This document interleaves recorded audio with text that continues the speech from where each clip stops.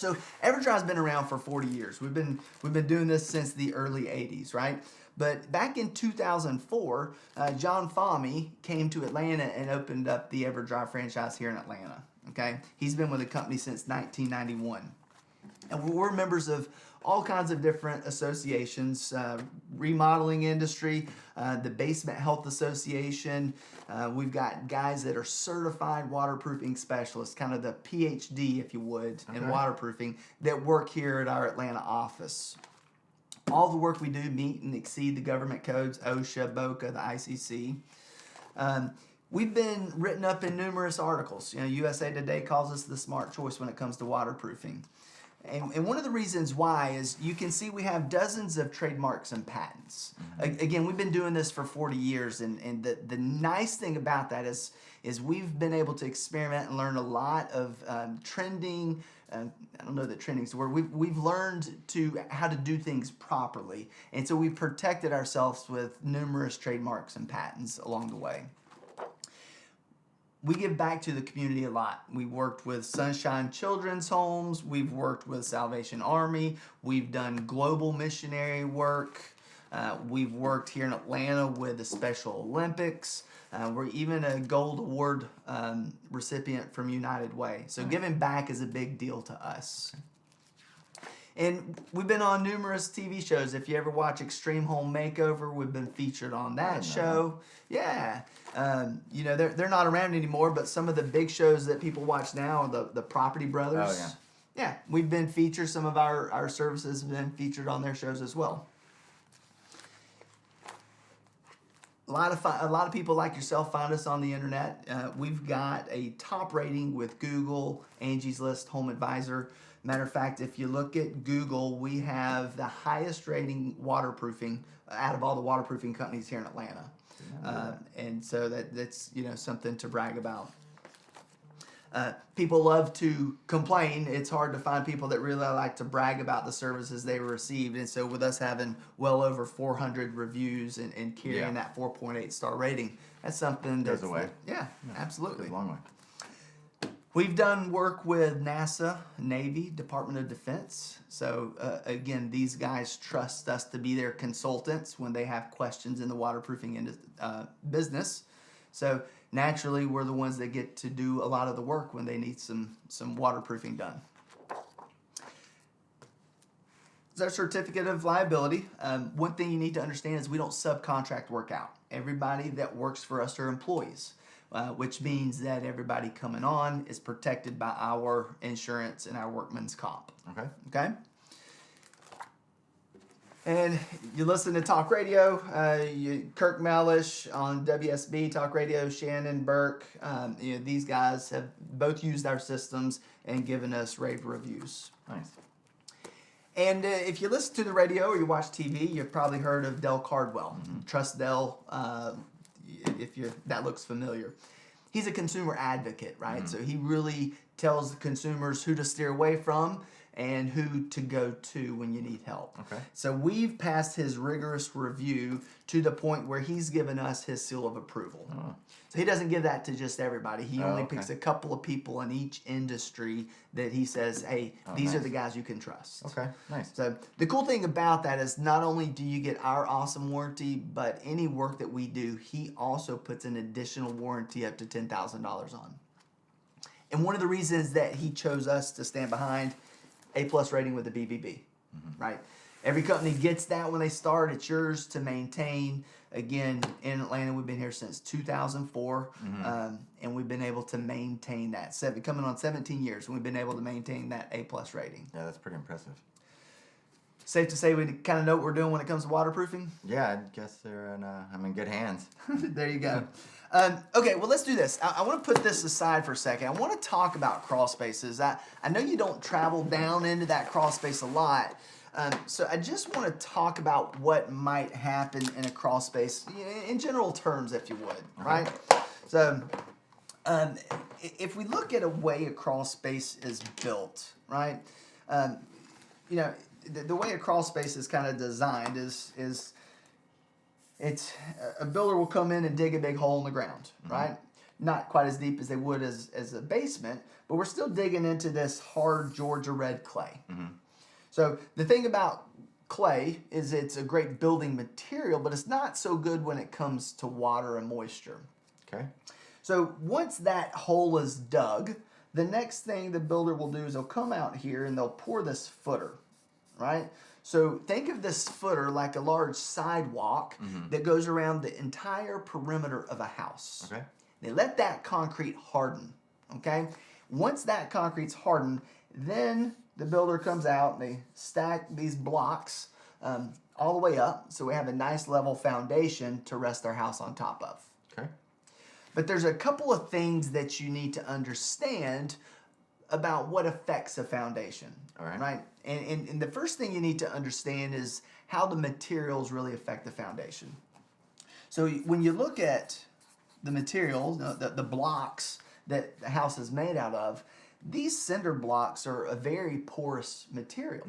They soak in a lot of water. Kind of give you a good example here.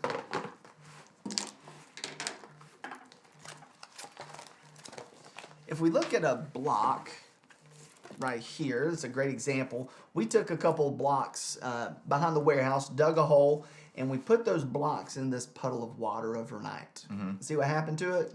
It soaked it all up. Right. And that's kind of like a wet sponge just wicking the moisture right out, right? So that's what happens when these blocks get wet, is these blocks will start to soak the water in. Creates that movement, that expansion. As a sponge gets water in it, it wants to kind of swell up, right? Right. Concrete doesn't really expand like a sponge does, but as that moisture starts to soak in, especially as we get into temperature changes. I mean, this is a perfect time of year to talk about that. Yesterday it was 70. You wake up this morning, it's 32 degrees. Yeah, right. So imagine when the block is wet and that moisture starts to get warm and it starts to freeze and moves. Blocks don't move like that. Right. So what do you think those blocks are going to start to do? Probably start to crack and stuff. Right. Oh, you spot on. We'll probably see those blocks start to crack. Yeah. Okay? So the way that these blocks are held together is with the mortar joints. Right.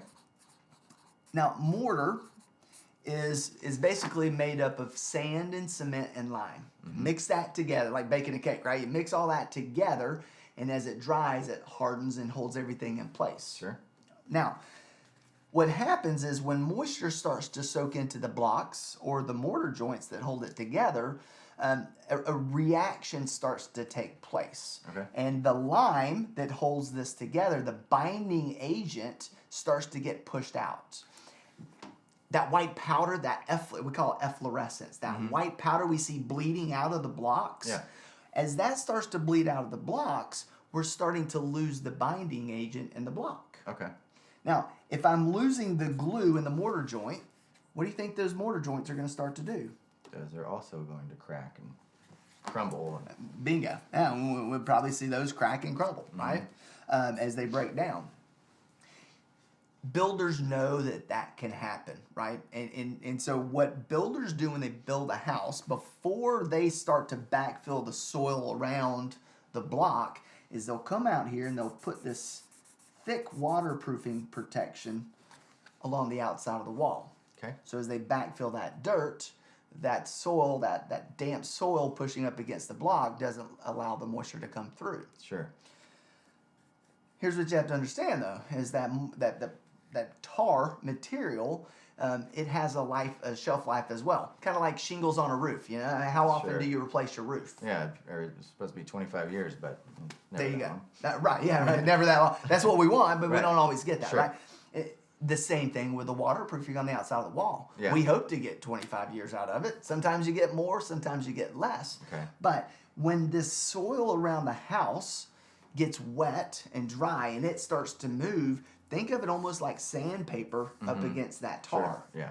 And as you get sandpaper, that abrasion on something, it starts to break it down even faster. So when that waterproofing material starts to break down, great little illustration you can kind of see here.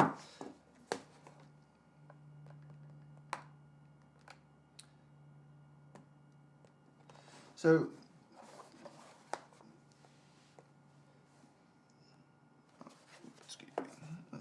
get to the right one here. So you can see here what that waterproofing might start to look like as it breaks down, right? We hope to see a nice, thick, gooey consistency, but as it gets brittle, as it gets wet, as the heat, it starts to beat on it, it deteriorates. Sure. So you can kind of see what happens here as we cut out, year 8, year 9, year 10, that looks good. But over time, as we hit that 15-year mark, we see that stuff deteriorate. As we get to the 20-year mark, there's no protection left there. And guess what we start to see the foundation do? Sure, yeah. Yeah, it's cracking right there. So let me ask you a question. Based on that, do you feel like what we might be dealing with when we see things like that is a water issue or more of a foundation issue? I feel like, based on everything we've discussed, it might be a water issue. Okay. All right. Let's say we're on a boat in the middle of the lake, and I poke a hole in the boat. What's going to happen? We're going to sink. We're going to sink. Is that the problem with the lake or a problem with the boat? What is the problem with the boat? So it's a problem with the foundation is what you're saying? That's typically what we say. When we start to see this, a lot of times we call that, issues with the foundation. The house was never designed for the moisture to come in, but over time as it changes. Sure. Perfect example, that boat as it's sinking, if I put a pump in the boat, pump the water out, have we really resolved the issue? I mean, you're putting a Band-Aid on it, I guess. Right. There you go. So you kind of see some commonalities with this stuff. Yeah, absolutely. Popular Science magazine actually did a research on foundations, right? And they said foundations go through a progressive stage. And every foundation is going to start with a nice new block, right? Forgive my art. That nice thick layer of tar on the outside. So we call that a new foundation. Okay. Now, over time, as we know that waterproofing material might start to disintegrate, the pressure on the wall pushing up, it might start to create some cracks on the wall as well. And naturally, if we start to see cracks show up, that just creates an avenue for that moisture to start coming in and possibly filling those blocks up. Okay. So as that moisture comes in, what we might start to notice on the inside is that white powder showing up, that efflorescence. Okay. So we might start to see some efflorescence on the wall, or maybe even some outside cracks at this point. Okay. Now, as that continues to build up and we ignore it, what happens is those cracks don't just stop halfway through. Eventually, those cracks come all the way in, and we start to notice those cracks on the inside of the foundation. Okay.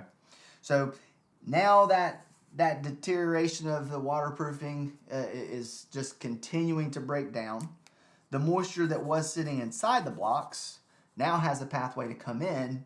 So for the first time, what we start to notice is water inside the foundation. Okay. If water's getting inside the foundation, what do you think might start growing in the foundation? Mold and all kinds of stuff. Right, and this is where we might see the mold, the biogrowth starts to take place as well. And, again, keep in mind, if water can come through, this is typically where we might even start to notice the bugs coming through. I was going to say, if it's nice and dry in the summer, but my basement's nice and moist, then they're going to want to come in and get some of that goodness. There you go. That's what we can typically see and expect, right? Sure. Now, the cracks that we see in this scenario, typically what we notice is they kind of take on a specific pattern, almost like a stair-step pattern. Right. You see those? Yeah. Okay. The next stage, what happens is, again, things don't fix themselves, so those cracks that we see coming through, we see even more cracks showing up on the inside. Right, okay. Okay? So This is typically when there's enough cracks. It's not just little puddles that we see. Those cracks are large enough. We might even notice mud coming through the wall. Oh, okay. Okay. And a lot of times when the cracks show up that frequently, it creates what we call a bowing wall, right? That pressure's pushing against the wall, literally causing it to kind of belly in, if you would, right? So we start to see the wall bowing to the inside. Okay. So these are the 4 different stages that we see foundations kind of go through. Okay. Okay? Make sense to you? Absolutely. Let me ask you a question. Based on what we've seen going on with the foundation here, what stage would you say, if we had to put your house into a specific stage, what stage would you say your house sits in right now? I haven't, well, I guess there was critters down there. I'd probably say number 3, either 2 or 3. Okay. Did we see some dampness on the inside? We did, for sure. See some growth take place. So I would agree. Look, the reality is there's some sections of the foundation that might still be in that stage 2. But what we're seeing, I would agree, is we're seeing a lot of those already progress into that stage 3. Okay. Here's what I like to point out. Pull this open. When Popular Science did that research, I like to point out what they said here. Is that, excuse me, if you notice cracking on the inside of the foundation, again, keep in mind those cracks start on the outside. Right. So what they're saying here is we're only seeing about 20 to 25% of the activity. Okay. 75 to 80% of it's happening on the outside and hasn't made its way all the way through yet. It's like an iceberg. Yeah, there you go, like an iceberg. Exactly. We're only seeing just a little Sure. bit. There's so much going on that we haven't noticed. Okay. Makes sense. So let me draw this and we'll kind of get into what we see going on. But you have to understand how water can affect the foundation. Okay. Right? So, and more importantly, how it can enter into a foundation. So when it rains, this rain flows down and hits the soil around the house. We have that layer of topsoil, right? That first few inches of topsoil. And so as the water saturates in that, it's going to have a tendency to either flow towards your house or away. Sure. As it flows towards your house, it starts to fill that bowl up that we talked about, right? Right. And this bowl that we sit in, now we have that moisture sitting right up along those blocks. So when those blocks don't have any protection on the outside, it's a wet sponge and a dry sponge. It's going to want to soak right through, and it begins to fill those blocks right up. Okay. Now, when these blocks fill up, it's naturally the water's going to flow through any holes or mortar joints on the wall, or it might even flow in where the blocks sit right on that footer. And we'll start to notice that moisture right along the edge of the footer. Okay. So the first way is right there through the walls. Now the second way is when the moisture continues down and we see that water get below the house, suddenly we have below our house in that hole, we have what's called a false water table. Okay. Right? I'm not talking water table 75 feet down to the ground, Sure. 750 feet down, but that hole. Think of it like a flower pot. When it rains, that hole that our house sits in, it's going to start to fill up. Yeah. When it stops, it'll slowly absorb into the ground. Right. Right? Okay. But that false water table is all predicated on how fast the ground can absorb the water underneath. So when that moisture starts to sit underneath our house, it starts to push pressure up on the house. Okay? And when it recedes, what happens is it's going to take some of the support right away from underneath that footer. Okay. So remember, the footer's the sidewalk that holds the walls up. Concrete doesn't bend. So as we lose support underneath here and gaps are created, the concrete only needs a fraction of an inch before it will crack. As it cracks and that moisture continues to push up, And guess what happens? That moisture can come right up through the cracks in the footer and fill the walls from the bottom up. Okay. Now, when the footer starts to move, think of being at the beach, right? When you're standing at the beach, kind of right along the waves, you feel the waves hit your foot, recede, wave comes again. What starts happening to the sand underneath your foot? It starts coming out from underneath your foot, And your foot doesn't stay put, does it? No, you start sinking down, same as the house is going to do. There you go. When we lose support underneath the footer and there's a void, that footer's going to have to sit on a solid surface. And so as those cracks show up, typically what we'll see those cracks start to show up on those mortar joints. Okay, yeah. And that's typically when we see those stair-step cracks start to open up. Okay. Now, that's just another pathway for that moisture to come right through the wall. Right, okay. So number 2 is right up through the footer. Number 3 is similar. Think of that false water table sitting underneath the house. So right down the center of our house, we have these cinder block supports holding the middle of the house so it doesn't just do this, right? So when that water table, that hydrostatic pressure is pushing that water to the surface because it can't hold anymore, the same thing starts to happen around here. Okay. So one of the things that we look for to see if this is happening is we look for that white powder. We look for that discoloration to show up on these center supports. Okay. Because if I can see water lines on this, how do you think the water's getting to the middle of the crawl space? Right. Especially when the soil here is higher than the walls. Right. That makes sense. So as this starts to take place and we lose that same support underneath these center supports, it starts to sink. Guess what the house wants to start to do? Yeah, it'll follow suit. It'll follow suit. So what we'll typically see in this scenario is things start to shift and kind of dip and bow right down the middle of the house. Okay. But that's, again, number 3, the floor.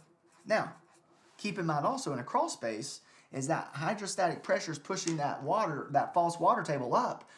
There's no basement floor to maintain that and keep it, down. So plastic on the floor doesn't stop the moisture from showing up, does it? And so also what we start to see are those mystery puddles just showing up right in the middle of the crawl space. Yeah, okay.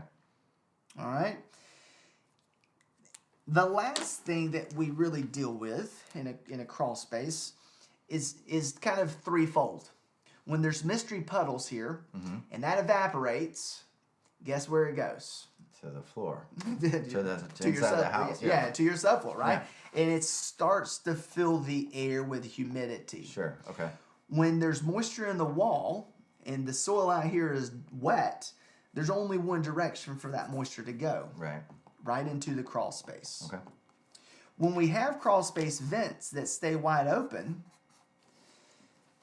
the dog days of summer, you live in Georgia, guess what the humidity is in the middle of July? Yeah, it's like 90%. Right. And do you think the humidity stays just outside, or do you think it comes into the crawl space? Oh, yeah. It's got to get in there, yeah, for sure. Right. It's no respecter of foundations. It's going to come in if there's an opportunity. So naturally what we see is that moisture just penetrate right through these crawl space vents as well. And it stays down there because it never gets warm enough to evaporate, right? Because it's cooler. There you go. I mean, the potential is there for the potential is there for a million things to potentially happen, right? And that's what we call that the air, right? And that's what I really want to talk about for a second are the consequences of not just the water coming in, but the moisture that comes in, right? But before we talk about those consequences, I want to ask you a question. If we're looking for a permanent solution to really stop the moisture in all the ways it could be affecting the foundation, how many different ways do we want to stop it? Probably all of those ways. I would agree.